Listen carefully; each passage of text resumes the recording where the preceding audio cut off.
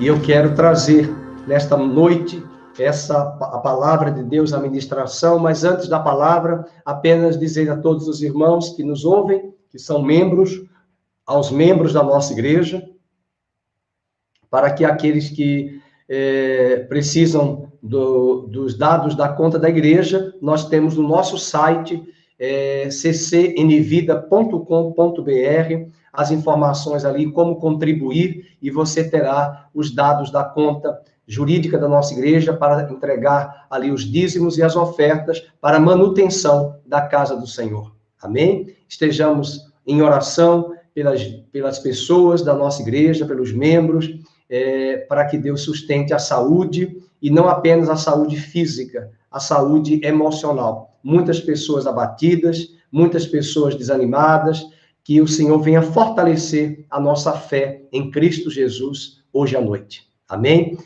Os dias realmente têm sido difíceis, os dias têm sido dias maus, mas Deus nos convida para fortalecer o nosso coração, que nós possamos nos fortalecer nele, para a glória do nome dele, no nome de Jesus. Amém? Vamos abrir no capítulo 1, verso de número 4. João vai endereçar esse livro do Apocalipse às 7 igrejas da Ásia, e, na verdade, mais do que as 7 igrejas da Ásia daquela época, onde hoje é a atual Turquia, ali naquela época era chamada de Ásia Menor, aquelas 7 igrejas que se encontram na Ásia, graça e paz a vós outros, da parte daquele que é, e que era, e que há de vir, e da parte dos 7 espíritos que se acham diante do seu trono, e da parte de Jesus Cristo, a fiel testemunha, o primogênito dos reis, o primogênito dos mortos e o soberano dos reis da terra,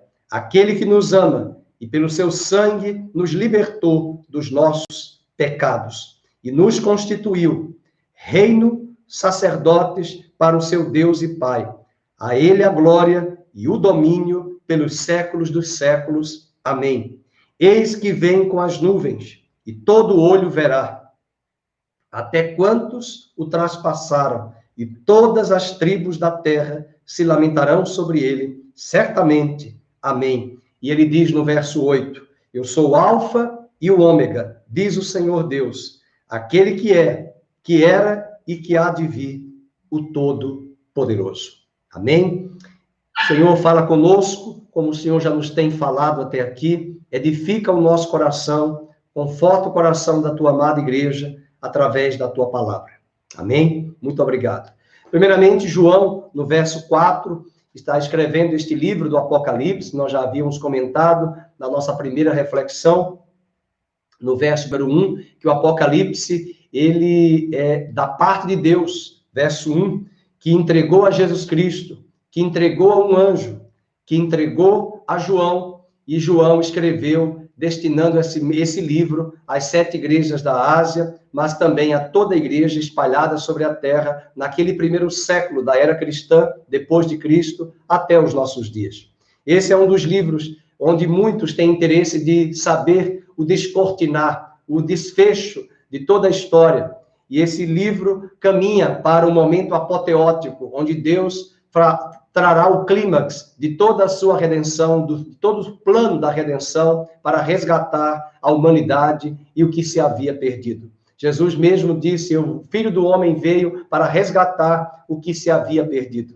E esse livro, onde muitos consideram um livro que pode trazer medo, um livro de juízos, um livro de condenações, é um livro de bem-aventuranças, é um livro de esperança, é um livro que nos aponta um caminho de esperança. O juízo, sim, virá sobre o pecado. O juízo, sim, virá sobre a tríade do mal. A tríade composta pelo dragão, personificado ali em Satanás, o falso profeta, o anticristo, a Babilônia e todo esse sistema que rege este mundo, influenciando as mentes e os corações dos homens, incitando-os a pecar, a transgredir e a se rebelar contra Deus. Em breve, o Rei dos Reis, o Senhor dos Senhores virá e trará juízo sobre essa tríade do mal, sobre essa Babilônia, que é personificado ali um sistema de valores, a Babilônia econômica e política, que escraviza almas, que domina pessoas através de valores, que aponta um caminho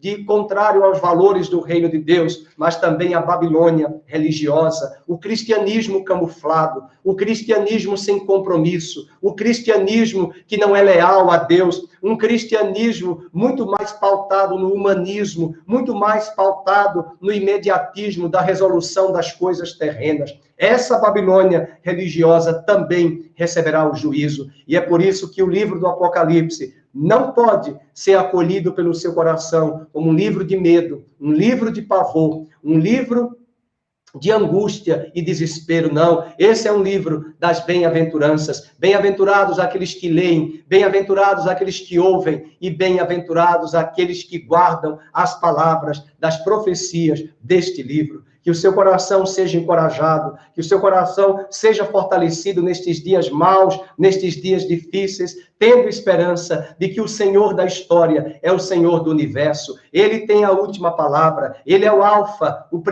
a primeira letra do alfabeto grego, ele é o ômega, a última letra do mesmo alfabeto. Ele estava no início, ele estará no final, ele é o start de todas as coisas, ele é o criador do universo, ele é o criador dos céus e da terra, ele sustenta todas as coisas pela palavra do seu poder, e todas as coisas visíveis e as invisíveis e as que vieram a existir, todas foram criadas por sua causa, pela sua palavra, pelo seu propósito. Graças a Deus por isso, louvado seja o nome do Senhor Jesus.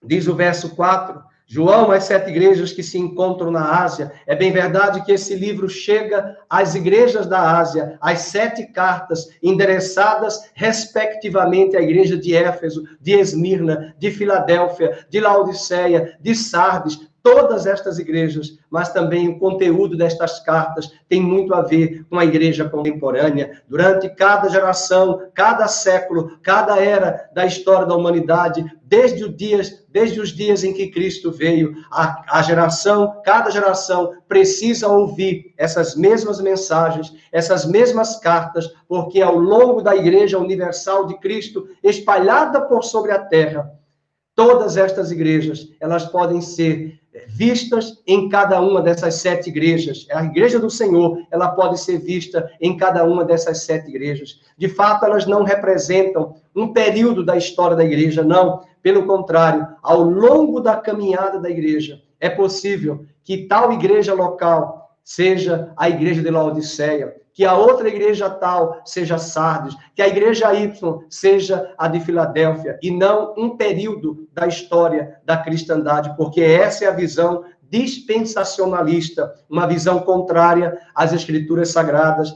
em função daquele comentário da Bíblia anotada de Scofield, nos Estados Unidos, trazendo a distorção, trazendo uma visão dispensacionalista e limitando Deus em sua ação e em sua obra.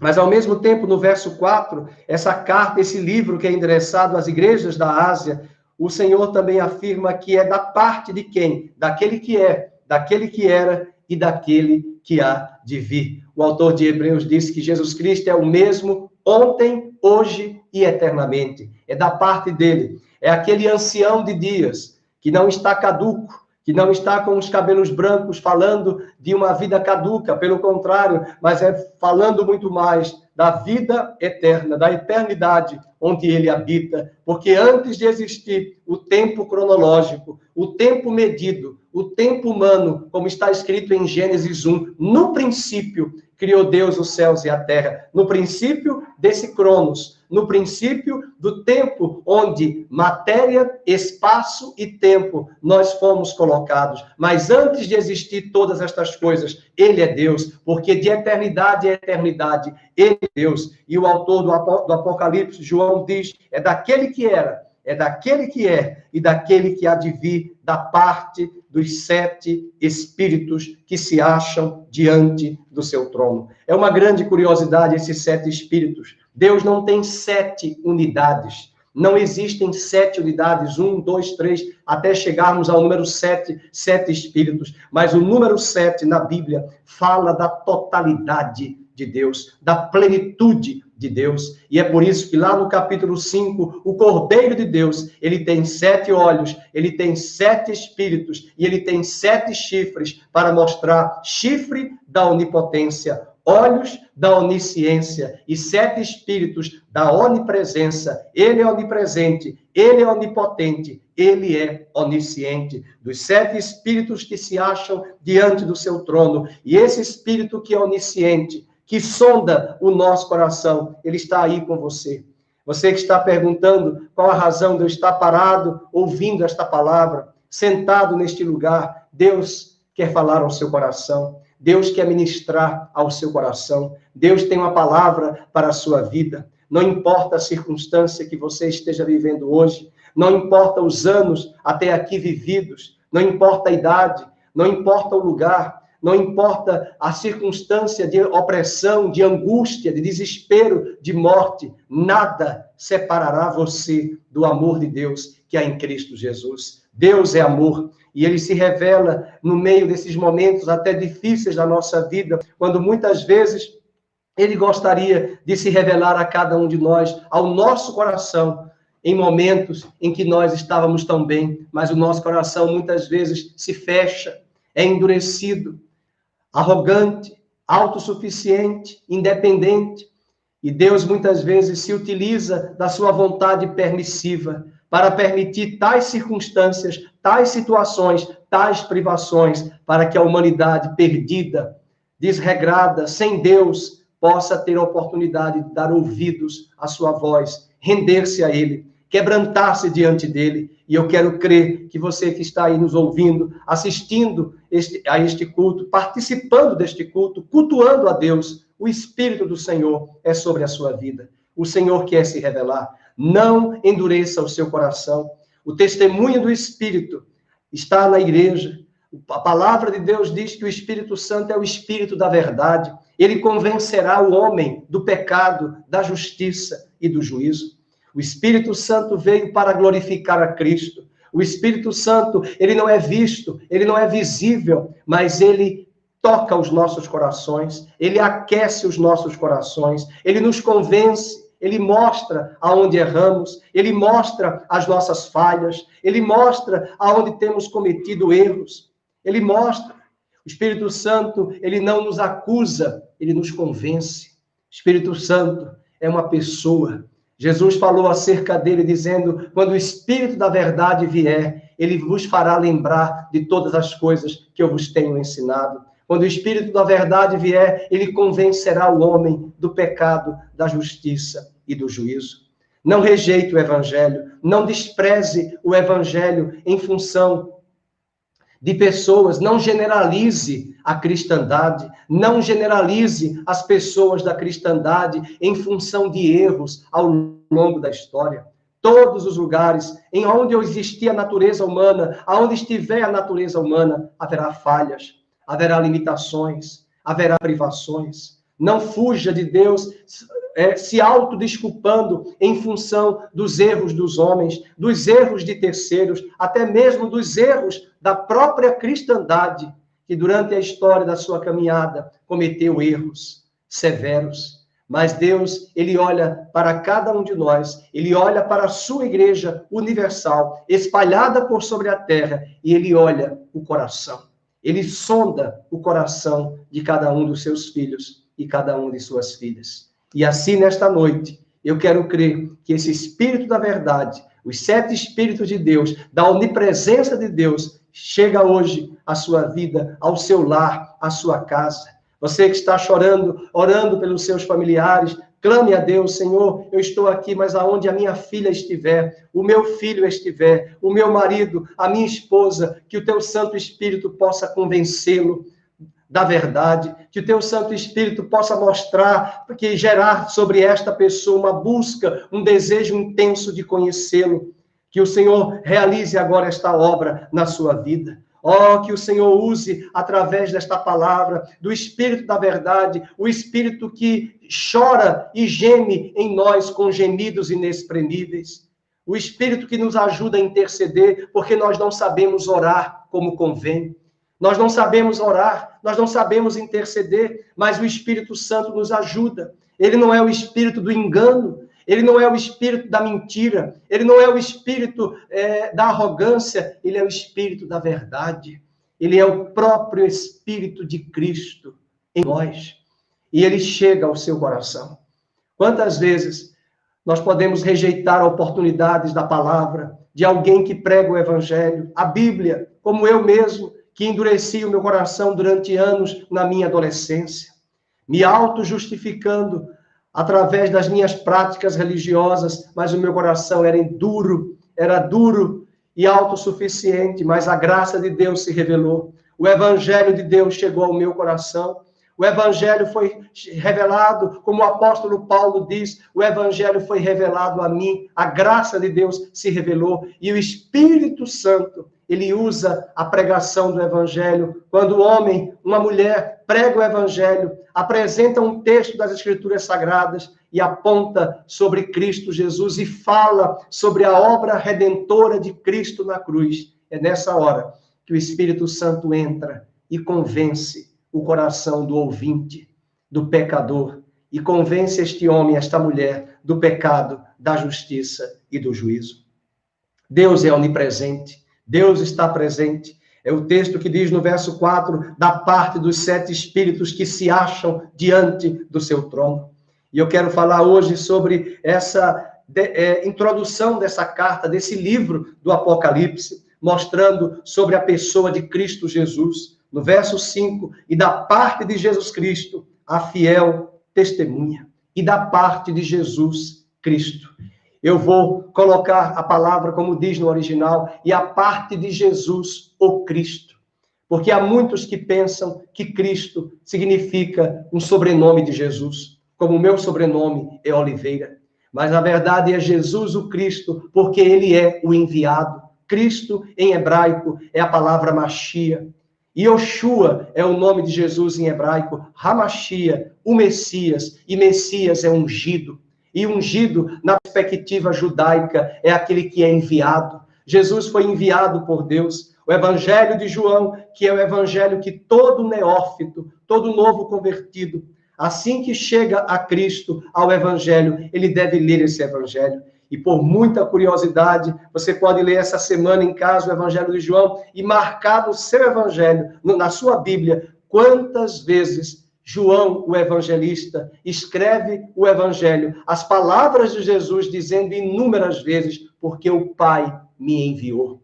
Ele foi o enviado. Quando o homem transgride, quando o homem comete o pecado e vem a se rebelar contra Deus, a se separar de Deus ali no Jardim do Éden, todos os dias, Deus vinha ter relacionamento com o homem no Jardim do Éden. É por isso que até hoje, ao olhar para o final da tarde, é um sentimento nostálgico. Olhar para as 6 horas da tarde, o pôr do sol, dá uma sensação de nostalgia. Não importa se estamos no meio dos arranha-céus das grandes cidades, até mesmo num sítio, numa fazenda, numa chácara, mesmo contemplando aquele pôr do sol, é um ar de despedida. É um ar de um sentimento nostálgico, porque o dia se finda e a escuridão aparece, descortina-se para nós. Essa hora era a hora em que o Criador vinha todos os dias, à tardinha, no final da tarde, conversar com o homem. Era nesse horário, era nesse momento que o Criador vinha se relacionar com a sua criação. Conversar com o homem e a mulher que foram criados à sua imagem e à sua semelhança. Por incrível que pareça, esta é a hora em que os homens voltam dos seus trabalhos para as suas casas, mas também é a hora que os animais regressam para os seus ninhos.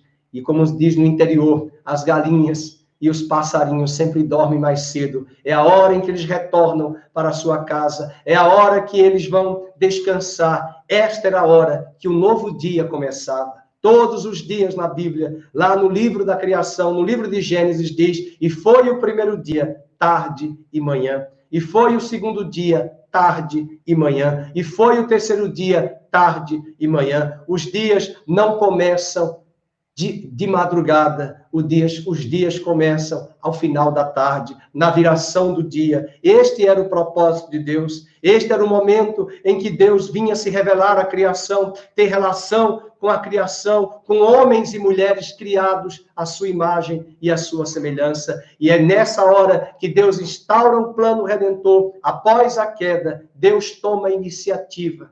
Adão foge, Adão se esconde. Adão reconhece as suas fraquezas, ele agora reconhece o pecado, a sua natureza débil, frágil, e ele se esconde. Ele tem medo de Deus agora, e é Deus que sempre toma a iniciativa, e é Deus quem pergunta: Adão, onde estás? E ele responde: eu tive medo, eu me escondi.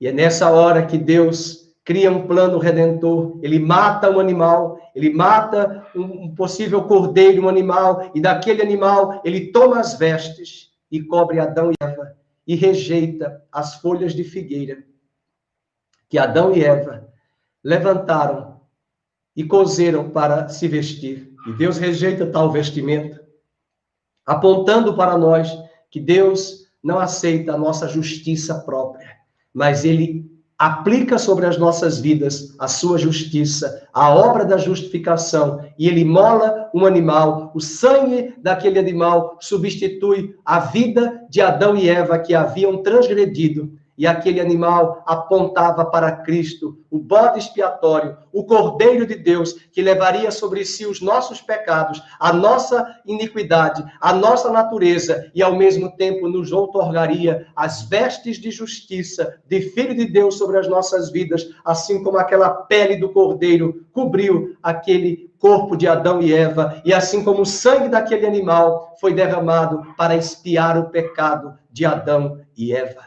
Isso mostra esse plano redentor, esse plano de salvação, e Deus revela em Gênesis 3,15 a grande promessa que o descendente da mulher pisaria a cabeça da serpente, o descendente da mulher apontando para Cristo, que na plenitude dos tempos viria, porque ele é da parte de Deus, Jesus Cristo, Jesus, o enviado, o Cristo, o Messias, que seria enviado por Deus. E o próprio Jesus fala no Evangelho de João: porque o Pai me enviou, o Pai me enviou, o Pai me enviou.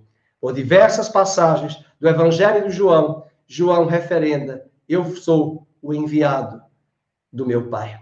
Ao mesmo tempo que ele foi enviado, ele termina o Evangelho de João no capítulo 20 dizendo: e como o Pai me enviou, eu também vos envio. Eu envio vocês. E é por isso que a igreja é também chamada apostólica, porque apóstolo quer dizer o enviado, aquele que é enviado às nações para ser uma testemunha fiel aqui nesta terra. E veja o versículo 5, da parte de Jesus Cristo, a fiel testemunha, todo o seu ministério aqui nesta terra, o ministério terreno, ele foi fiel a Deus.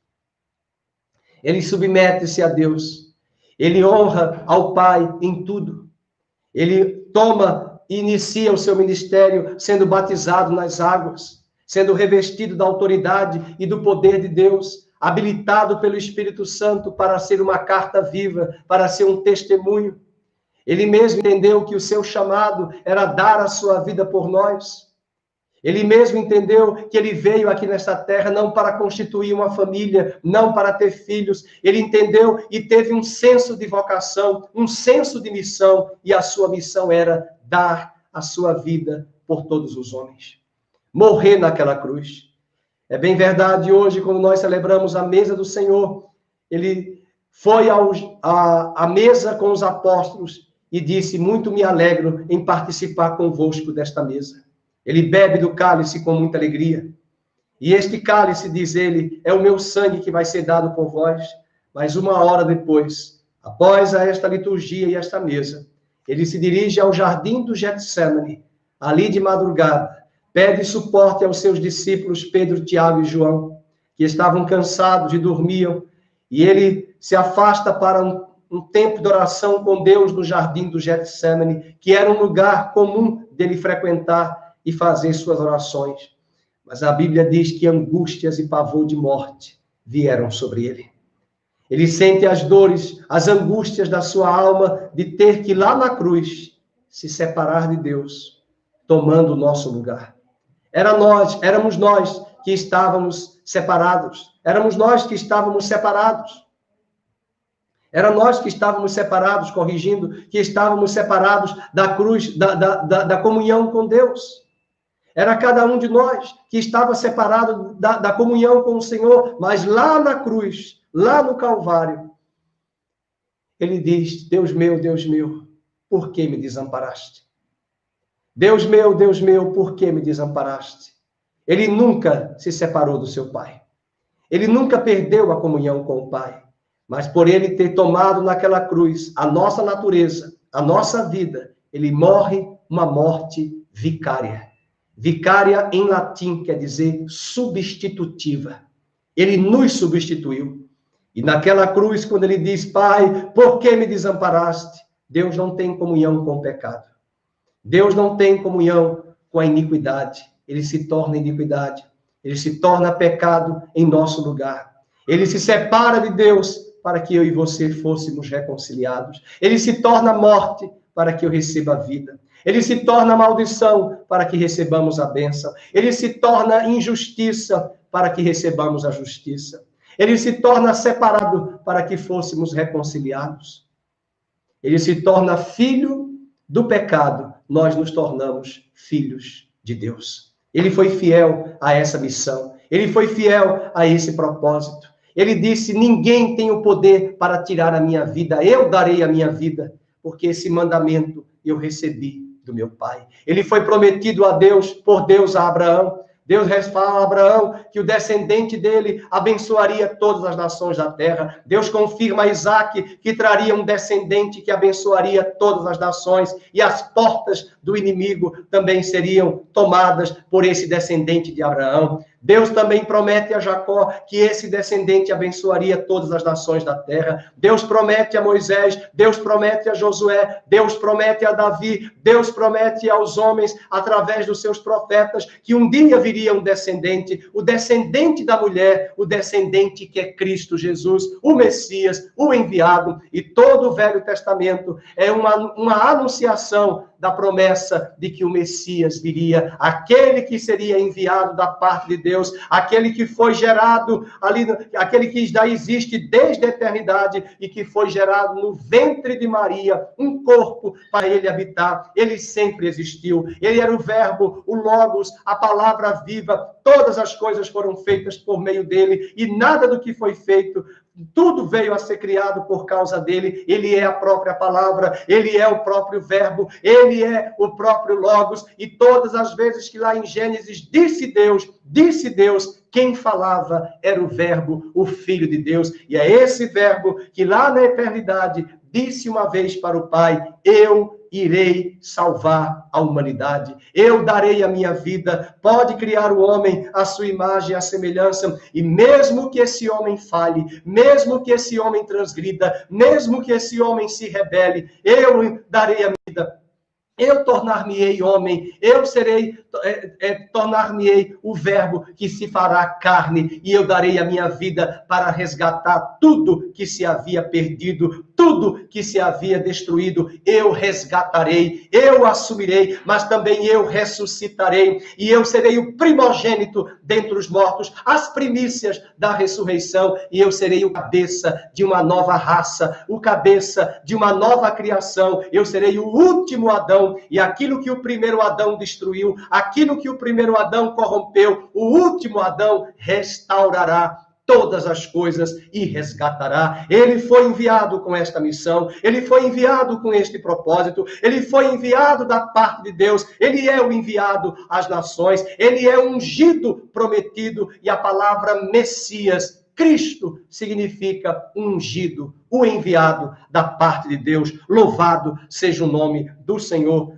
por estas verdades que devem ser anunciadas num dia como hoje, da mesa do Senhor. Verso 5, ele é a fiel testemunha, aleluia, ele estava com o pai testemunhou do batismo dele, o pai testemunhou no momento que ele foi transfigurado, o pai testemunhou quando ele foi crucificado, o pai disse por 3 vezes, este é o meu filho, em quem me comprazo, mas também ele deu testemunho do pai aqui nesta terra, ele veio revelar o pai, ele veio trazer o pai aos homens, ele veio trazer esse pai a essa grande família que somos nós que éramos filhos das trevas, filhos do pecado, o Senhor se revelou e nos constituiu sua família, nos constituiu seus filhos, aleluia, e ele é testemunha do Pai, junto aqui à terra, aos homens, no ministério terreno. Ele testifica de seu pai, ele fala aos fariseus que ele estava ali porque o seu pai o havia enviado. Ele diz em João capítulo 12 que até as palavras que eu vos ensino, eu não as falo de mim mesmo, mas eu as falo conforme eu as tenho ouvido da parte do meu pai, que me enviou, porque ele é a testemunha fiel. Aleluia. Ele é a testemunha. Ele esteve diante do Pai na eternidade, antes de existir Adão, antes de existir a criação, antes de existir céus e terra, antes de existir o princípio deste mundo terreno que nós habitamos, deste mundo visível. Ele já era testemunha com o Pai. Ele já estava com o Pai e a testemunha fiel disse, eu confirmo, eu concordo, eu ratifico, eu selo, eu confirmo toda a obra da criação, mas também eu confirmo como testemunha a obra da redenção, que eu mesmo darei o starting, eu mesmo resgatarei, eu mesmo tornar-me-ei homem, porque eu sou a testemunha fiel de todas as coisas. Desde a eternidade eu sou essa testemunha fiel.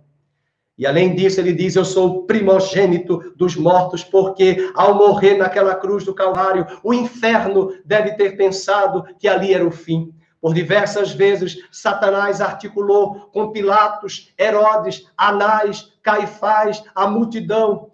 E tantos homens e mulheres e personagens foram articulados pelas trevas para dar a sentença de morte sobre o Filho de Deus. Mas ele vai para a cruz. É uma morte voluntária. É uma morte entregue ali, entregando a sua vida por nós naquela cruz consciente. Até mesmo o centurião romano, ao provar como testemunha da sua morte, bateu no seu peito e disse, verdadeiramente, este era o Filho de Deus, porque os romanos estavam acostumados a ver uma morte minguante, míngua ali na cruz do Calvário, quando os homens eram levados àquela cruz, mas ainda naquela cruz, ele tem a capacidade de dizer com toda a força, com todo o poder, Pai, nas tuas mãos, eu entrego o meu espírito, ele entrega a sua vida, ele é o Cordeiro de Deus, ele é o bode expiatório, ele levaria sobre si o pecado da humanidade, ele levaria sobre si a iniquidade da raça humana, ele levaria sobre si toda a condenação, mas ao morrer, ele foi sepultado e durante aqueles 3 dias e 3 noites, ele esteve no seio da terra.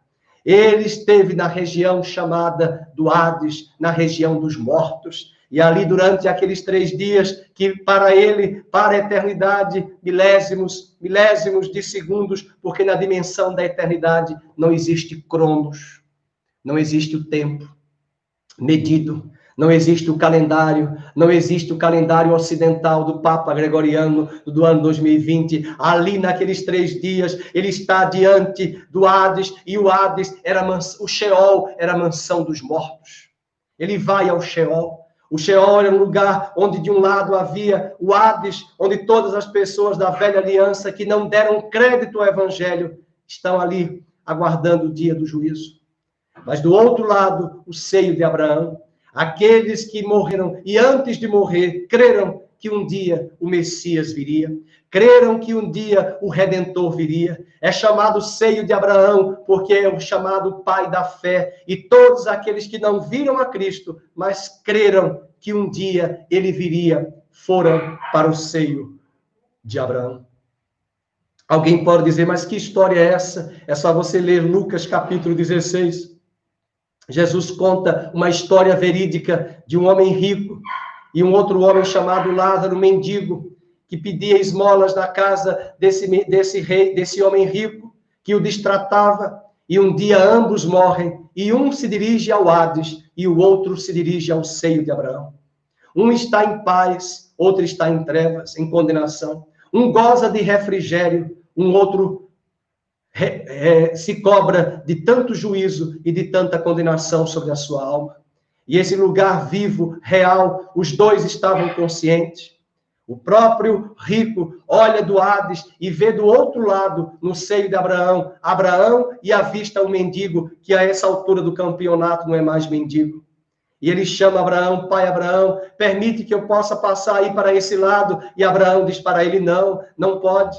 Porque lá na terra havia um testemunho da lei de Moisés, dos profetas, para que os homens dessem ouvidos de que um dia o Messias viria, o Redentor viria, assim como Jó, que está aqui no seio de Abraão. Jó disse no capítulo 19, eu sei que o meu Redentor vive, e ainda que eu morra, ele ressuscitará naquele dia a minha vida, e eu verei face a face. Jó está aqui, Abraão deve ter falado para o mendigo, para o rico, e ele queria passar para o outro lado, e esse lugar é um lugar real que existe no mundo espiritual. Esse lugar é chamado a mansão dos mortos. Até mesmo nós que viemos de herança católica romana, na própria liturgia da missa, nós temos ali o credo apostólico até hoje, que não é um credo de uma reza, é um compêndio de doutrinas cristãs naquilo que nós cremos. Creio em Deus Pai Todo-Poderoso, e em Jesus Cristo, seu único Filho, que nasceu da Virgem Maria, que padeceu sob Pôncio Pilatos, que foi crucificado, morto e sepultado, que desceu à mansão dos mortos. Ele desceu à mansão dos mortos. A própria Igreja Católica sabe disso, que ele desceu à mansão dos mortos, ele foi ao Sheol, e lá no Sheol ele chegou a Satanás, no portão do Hades, e disse, dá-me aqui a chave. Dá-me aqui esta chave, porque agora esta chave é minha. Ninguém mais vai para o Hades, a não ser aqueles que querem seguir no pecado, que querem viver em Adão, que querem seguir nos ditames da natureza adâmica, porque quando eu ressuscitar, eu serei o primogênito dentre os mortos, eu serei o primeiro, eu encabeçarei agora uma nova raça, a nova criação, e todos os homens que estavam em Adão, até mesmo os que já morreram, que aguardaram essa bendita esperança, eles vão me acompanhar, e assim que eu ressuscitar, eles também ressuscitarão, e os que estão lá na terra, vivos, ainda que morram, eles não provarão a morte eterna, eles receberão a vida eterna, e mesmo que morram fisicamente, as portas do inferno não prevalecerão, as portas do Hades não prevalecerão sobre a sua vida, porque agora, como primogênito dos mortos, eu tenho as chaves da morte e do inferno. Ninguém entrará em condenação a não ser que não tenha a vida eterna, porque quem tem o Filho tem a vida. Quem tem o Filho de Deus tem a vida eterna. E o que leva as pessoas ao Hades é simplesmente morrer fisicamente e partir para a eternidade e entrar em morte eterna. A palavra morte eterna significa separação eterna. Morte, em hebraico, quer dizer separação eterna. Separação. E eterna por toda a eternidade. Todas as vezes que pessoas morrem fisicamente, meu coração fica angustiado, porque vem a célebre pergunta, para onde essas pessoas foram? Elas partiram para a eternidade. Mas que lugar da eternidade? O Hades, lá no Sheol, ou o paraíso, a cidade santa, a Nova Jerusalém? O que antes da cruz era o seio de Abraão, parece-nos que pela Escritura Sagrada do Novo Testamento, todos que estavam no seio de Abraão, quando Cristo ressuscitou, eles também ressuscitaram. E alguns deles adentraram na cidade santa, foram vistos por muitos judeus naquele momento, para confirmar que Jesus era o Messias, porque havia uma tradição que afirmava que quando o Messias viesse, os mortos ressuscitariam. E de fato eles ressuscitaram. Mas mais do que ressuscitar os mortos fisicamente, quando Jesus ressuscitou como primogênito, hoje ele ressuscita o coração, o espírito, daquele que estava morto em Adão, daquele que estava morto em seus pecados, o seu espírito é recriado. E é esse espírito da ressurreição que traz o novo nascimento, que ressuscita. E se você ouve o evangelho, e se você recebe a Cristo, você não entrará em condenação, João 5:24, mas passou da morte para a vida. Louvado seja o nome do Senhor. Ele é o primogênito dos mortos e o soberano dos reis da terra. Aquele que nos ama e pelo seu sangue nos libertou dos nossos pecados. Ele é o soberano dos reis da terra. Jesus é soberano. Deus é soberano. Significa que ele detém o controle de todas as coisas. Que ele é o único ser do universo, onipotente, onisciente, onipresente, que governa sobre todas as nações. Até o diabo não tem a chave da sua própria casa. É Jesus quem tem as chaves da morte e do Hades. E eu falo isso porque nesse mesmo capítulo, capítulo 1, verso de número. Vamos ler aqui quando ele diz que ele tem as chaves da morte e do inferno. Deixa eu buscar aqui. Capítulo 1, verso de número. Vamos buscar aqui. Está aqui, versículo 18. E aquele que vive e estive morto, mas eis que estou vivo pelos séculos dos séculos, e tenho as chaves da morte e do inferno. E tenho as chaves da morte e do inferno. Algumas Bíblias não traduzem a palavra inferno, elas já colocam Hades.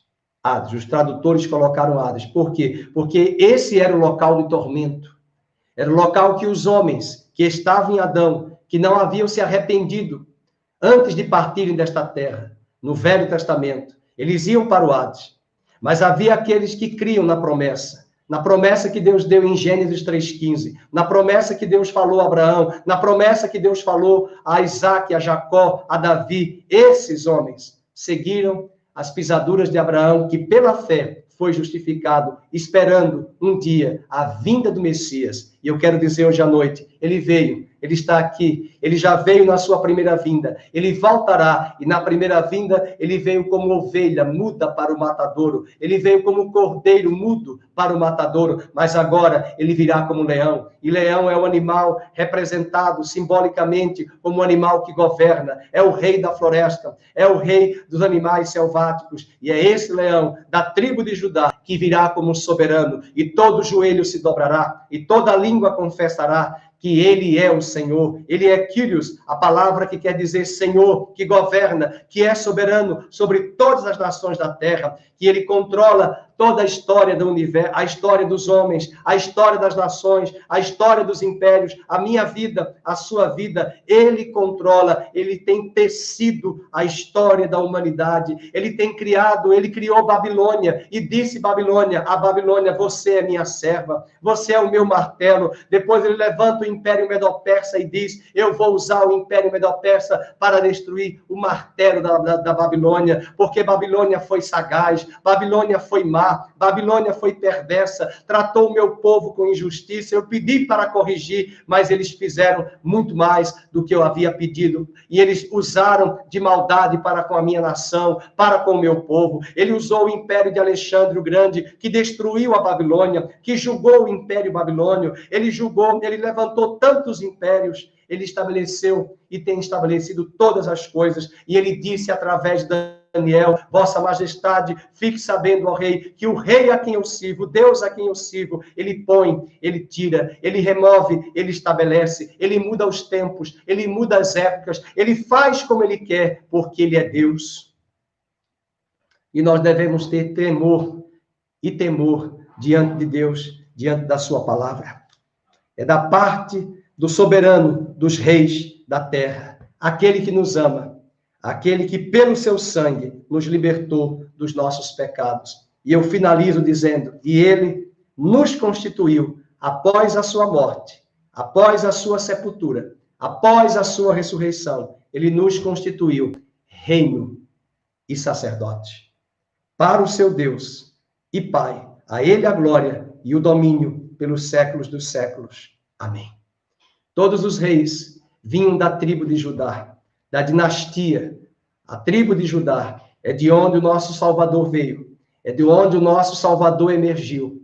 E ele foi constituído rei dos judeus naquela cruz do Calvário. Mas, ao mesmo tempo, esse governo dele sobre a nação de Israel, ele haveria de chamar os gentios, as nações da terra, que estariam agora na sua eclésia, na sua igreja. E para o apóstolo Paulo, a igreja, em Efésios 2, é a junção de judeus e gentios, convertidos, agora constituídos igreja. E essa igreja, ela foi chamada para reinar e governar, porque ela é a rainha, ela é a Nova Jerusalém.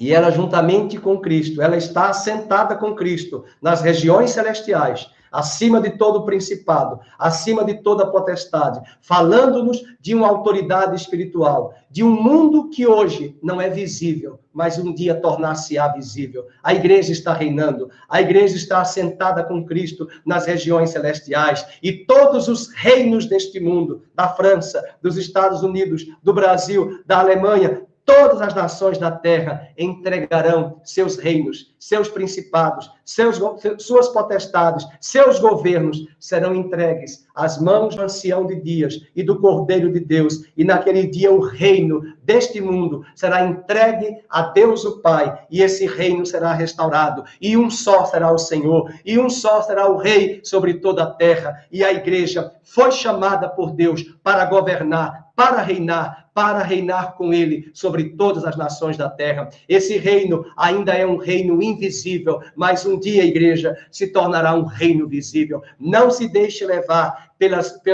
pelos louros desta terra. Não se deixe levar pela fama, pelo poder, pela riqueza, pela ostentação, pelos títulos acadêmicos, pelos títulos de nobreza. Não se deixe levar por todas as coisas que este mundo oferece. Lembre-se, há um reino inabalável, há um reino que hoje é invisível, mas um dia esse reino será visível. E hoje a igreja, eu e você, em Cristo, com Cristo, nele, com ele e por ele, já estamos assentados nas regiões celestiais, acima dos principados e potestades, mostrando para nós um grande desafio, que as potestades não nos influenciam, não nos dominam quando nós estamos em Cristo, vestidos da justiça de Cristo, porque nós estamos acima de todo principado e de toda potestade, porque estamos assentados com Cristo nas regiões celestiais. Isso fala-nos da nossa posição de autoridade, isso fala da nossa posição de governo, e ele nos constituiu reino e sacerdotes, reis e sacerdotes. Ele não poderia ser sacerdote, Jesus, porque ele não era da tribo de Levi.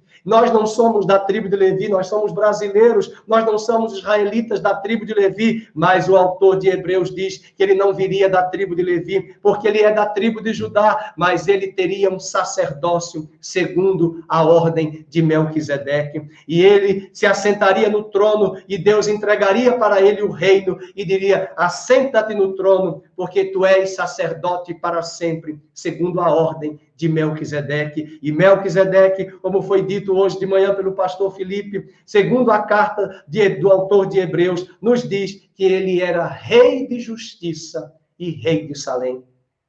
Rei de justiça e rei de Salém. Melquisedeque, Tsidkenu, a palavra hebraica que quer dizer justiça, mas ele era rei de paz e rei de justiça, Melquisedeque. E é interessante que é a primeira vez que aparece na Bíblia a menção da cidade de Jerusalém, Salém. E foi lá em Gênesis 14, diante de Melquisedeque, que Abraão recebe pão e vinho do sacerdote Melquisedeque. E aquele sacerdote Melquisedeque que entrega a Abraão pão e vinho, assim como hoje Jesus ceiou conosco nesta mesa. E lá atrás, há 2000 anos atrás, Jesus estava em Jerusalém, também Salém, a mesma Salém lá dos dias de Abraão, que nos dias de Cristo se chama Jerusalém. Ele entrega pão e vinho. E naquela hora, Melquisedeque diz para Abraão: hoje eu entrego os teus adversários nas tuas mãos. Os teus adversários, Abraão, serão destruídos. E sabe quais eram os adversários de Abraão? Eram reis que estavam divididos e lutando e brigando uns contra os outros, 5 contra 4 reis, no capítulo 14 do livro de Gênesis, e Deus entregou para Abraão a vitória. Eu entrego os teus adversários nas tuas mãos. Isso fala para cada um de nós da posição de autoridade, da posição de governo, da posição de realeza, mas o autor de Hebreus diz que ele não veio da tribo de Levi, ele é da tribo de Judá, e a tribo de Judá não tem sacerdotes, mas ele é de um outro sacerdócio, da ordem de Melquisedeque. E Davi foi o único rei que teve a capacidade de comer dos pães da proposição, que não dizia respeito a ele. Eram os pães que os sacerdotes deveriam comer. Davi não era sacerdote, Davi era rei. Davi come do pão, como se fosse um sacerdote, e Deus não traz juízo algum sobre isso, porque Davi era um homem segundo o coração de Deus. Deus derramou sobre ele a sua graça, e além disso, Davi levantou um tabernáculo, chamado Tabernáculo de Davi, 24 horas. Ele recrutou levitas da tribo de Judá, da tribo de Levi, para louvar ao Senhor 24 horas ininterruptas. E ao mesmo tempo que o tabernáculo de Moisés existia para os sacrifícios de expiação de pecados, concomitante, existia o tabernáculo de Davi, e diariamente, hora após hora, um turno de levitas fazia revezamento para louvar a Deus 24 horas. E quando a igreja começou, no livro de Atos dos Apóstolos, e os gentios começaram a se converter, o evangelista Lucas, que escreve o livro, vai nos dizer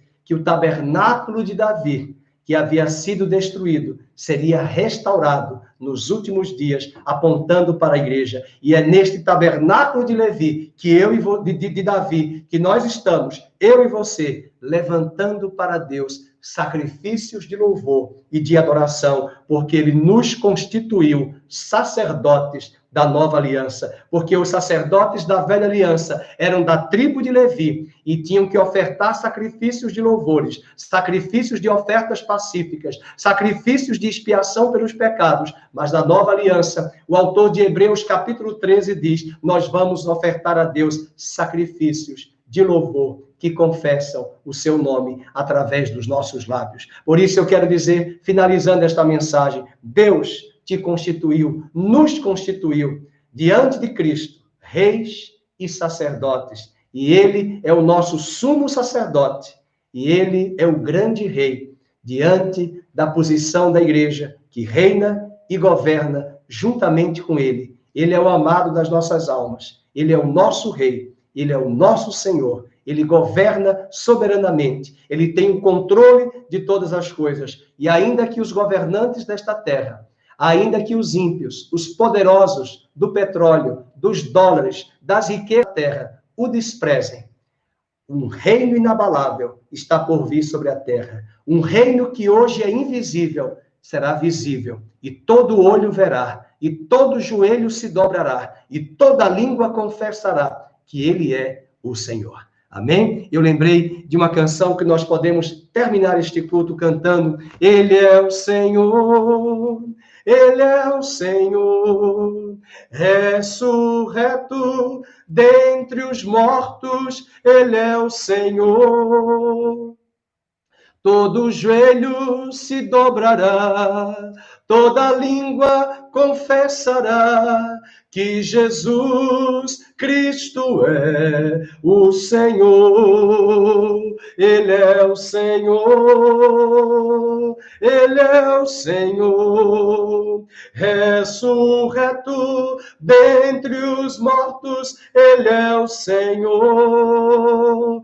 Todo joelho se dobrará, toda língua confessará que Jesus Cristo é o Senhor. Amém? Nós aguardamos a vinda de um reino visível. Mas não se esqueça, nós somos reis e sacerdotes. Nós estamos governando com ele, acima de todo o principado, de toda a potestade, de todas as hostes do inferno, que influenciam esta terra. Nós estamos acima de todo principado e potestade, porque essa é a posição que ele nos outorgou, nos confiou para reinarmos e governarmos. E eu espero que não sejam as potestades, os principados que governem jamais a sua vida, a minha vida e a igreja. A nossa mente é a mente de Cristo. A nossa vida é governada pelo cabeça que é Cristo. E ainda que os principados incitem os homens e as nações e governem sobre os homens, como diz Efésios capítulo 2, verso 1 ao 3, em Cristo, nós somos nova criação. Em Cristo, nós temos um novo cabeça. Em Cristo, nós temos uma nova regência. Em Cristo, nós temos um novo governo. E a fiel testemunha, o primogênito dos mortos e o soberano dos reis da terra, nos constituiu reino e sacerdote. Tem até uma música bem antiga que diz: e nos constituíste reino e sacerdotes para Deus, Jesus, Jesus, Jesus, Jesus, e nos constituíste reino e sacerdotes para Deus, segundo a ordem de Melquisedeque. Que Deus seja louvado e que saiamos desta reunião mais apaixonados por Ele e mais resolutos e determinados a pregar o evangelho a toda criatura, às nações da terra. Maranata, ora vem, Senhor Jesus. Pai querido, muito obrigado por esta palavra hoje à noite. Muito obrigado por tão grande redenção, por tão grande salvação. Muito obrigado pelo Espírito do Senhor que tem se revelado às nossas vidas, que tem trazido a revelação do evangelho. Muito obrigado por este livro do Apocalipse, ó Deus, onde o Senhor traz a revelação e a remoção do véu de sobre os nossos olhos e faz-nos enxergar, e faz-nos compreender, e faz-nos discernir e entender acerca das tuas verdades. Hoje à noite, entregamos a Ti as nossas vidas, que venhamos de fato cumprir a nossa posição, a nossa vocação, a nossa missão, reino e sacerdotes, que possamos governar com maestria, governar não segundo os nossos ditames, governar com os teus ditames, governar com os teus o teu conhecimento, com os teus preceitos, que nós possamos estar de fato acima de todo principado e potestade, onde as trevas não nos governarão, não nos incitarão, porque é o Senhor que nos conduzirá em triunfo, porque agora, pela igreja, a multiforme sabedoria de Deus será revelada diante dos principados e potestades através da nossa posição espiritual em Cristo. Ajuda-nos nesta noite. Ajuda-nos nesta noite, fortalece a tua igreja brasileira, fortalece cada coração aqui presente, fortalece e reveste a igreja de autoridade, de ousadia, de entendimento, de discernimento, de intrepidez. Capacita hoje a tua igreja, vem uma unção de renovo sobre a tua igreja, venha fortalecer a fé da igreja brasileira, venha fortalecer a fé de cada um dos nossos irmãos, e a nossa fé tem um fundamento, e o fundamento é a palavra de Deus, é Cristo Jesus o nosso fundamento. Portanto, nós queremos conhecer ao Senhor e prosseguir em conhecer ao Senhor, conhecer o teu caráter, conhecer a tua grandeza, conhecer a tua soberania, conhecer o teu poder, a tua autoridade, para que não venhamos fazer jamais estragos, mas venhamos governar com Cristo, com excelência, com sabedoria, todas as áreas da nossa vida, e aonde quer que estejamos, possamos ser tuas testemunhas, tua boca, teu testemunho vivo aqui nesta terra. Que o Senhor vos abençoe e vos guarde, que o Senhor faça resplandecer o seu rosto sobre cada um de vós, e sobre cada um de vós o Senhor levante a luz do seu rosto e vos dê a paz, no nome de Jesus. Quero agradecer aí tem estado conosco, nos dando suporte aí no Ministério de Mídia, juntamente com o Rogério. Quero agradecer a presença dos irmãos, desejar a todos uma boa semana, e orar pela vida dos nossos irmãos, pela vida do Dejair, da irmã Catarina. Quero orar também e pedir a ajuda dos irmãos para que amanhã, na nossa live, às 17 horas, possamos juntos estudar o livro do Apocalipse com excelência. Já é a nossa 4ª aula. Você que não participou, participe. Tem sido um tempo muito bom para nós estudarmos. Se você não teve tempo para acompanhar ao vivo, estude posteriormente, e eu conto com a sua presença dê aí uma curtida aí no like, para que esse vídeo seja disponibilizado para tantas pessoas que podem ouvir essa mensagem e serem edificadas através da palavra do Senhor. Shalom, a paz de Cristo, uma boa noite a todos, uma boa semana e um bom mês de junho para todos na nossa vida, no nome de Jesus. Amém.